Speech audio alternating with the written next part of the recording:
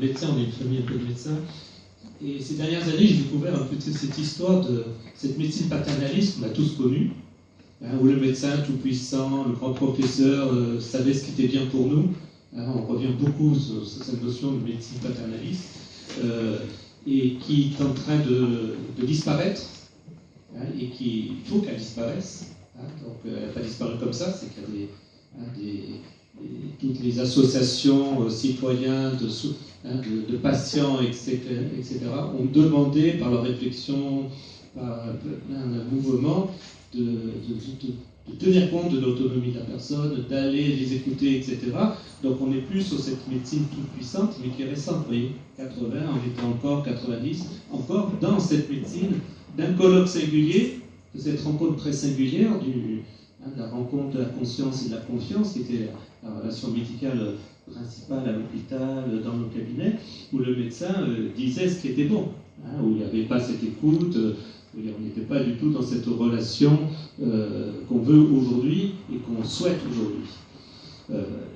Pour arriver justement à plus d'échanges en structure, sortir de cette médecine et apprendre à travailler ensemble sur l'évolution de cette médecine, mais très compliqué, qui arrivait par l'évolution technique, tous ces examens complémentaires. Moi j'ai fait mes études, on avait le premier scanner que j'ai connu juste avant de m'installer, il fallait aller à Marseille. Je me rappelle la première tumeur cérébrale qu'on a diagnostiquée à l'Archet, c'est par un scanner. Le patient est parti de l'Archet le matin pour aller faire son scanner à Marseille et revenir malheureusement avec le diagnostic. Je ne sais pas comment lui avait annoncé à l'époque, mais vous voyez, c'est récent, hein, c'est pas quelque chose de... Donc l'évolution de la médecine technique, l'évolution des hôpitaux, l'évolution vraiment du progrès médical a été un levier de réfléchir comment on va travailler ensemble. On ne peut plus travailler seul. Et vous avez vu que l'hôpital a explosé dans son changement et que la ville, par cette notion de réseau dans les années 2000, où le gouvernement, à son Mitterrand, avait voté des budgets considérables pour apporter des budgets pour réfléchir comment travailler ensemble. Et on a employé ce mot de réseau. Alors il y a eu beaucoup de réseaux qui se sont créés. Moi j'ai travaillé donc sur le maintien à domicile, qui était un réseau. Alors, on a travaillé sur le réseau trauma crânien, le réseau diabète, maladie chronique. On a travaillé sur le réseau soins palliatifs.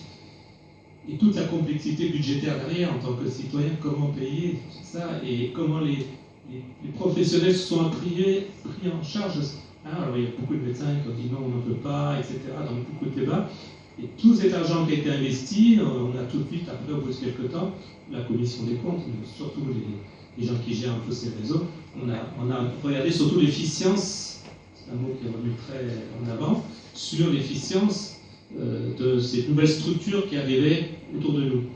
Et très vite, on a vu que le retour de financement n'était pas à la hauteur, donc on a fermé beaucoup de réseaux. Le réseau trauma crânien sur notre région s'est fermé, le réseau diabète en ville a été fermé. Et par contre, on a mutualisé certains réseaux. Donc le réseau personnes âgées que je vous parlais au départ existe toujours, mais il a fusionné avec les palliatifs pour créer une plateforme qui aujourd'hui sur l'île s'appelle plateforme C3S. Et qui regroupe aujourd'hui, vous voyez, on est parti de la personne âgée, donc on a mutualisé avec les soins palliatifs, qui regroupe maintenant le soin palliatif, le réseau soins palliatifs, qui regroupe la santé mentale à Nice, avec une porte unique, c'est-à-dire sur un simple coup de téléphone, vous pouvez vous renseigner sur des problèmes de prise en charge de soins à domicile, d'organisation de soins à domicile. Vous pouvez téléphoner pour avoir des conseils des débats citoyens, des cultures, etc., des prises en charge d'urgence. Voilà, cette plateforme est ouverte à tout citoyen, à tout médecin, à toutes les infirmières, à toutes les assistantes sociales, et on travaille, enfin, ce réseau travaille énormément en équipe médico-sociale, donc décloisonnée. Voilà, c'est une expérience en France qui a été vraiment, par rapport à d'autres régions, très avancée et très, je dirais, organisée, ce qu'on peut faire aujourd'hui, réfléchir à comment on peut encore avancer demain. Donc on a la chance à Nice d'avoir cette plateforme C3S, et je vous conseille autour de vous, quand vous avez un problème, d'aller ouvrir un petit peu, n'hésitez pas à téléphoner, en parler avec votre médecin traitant.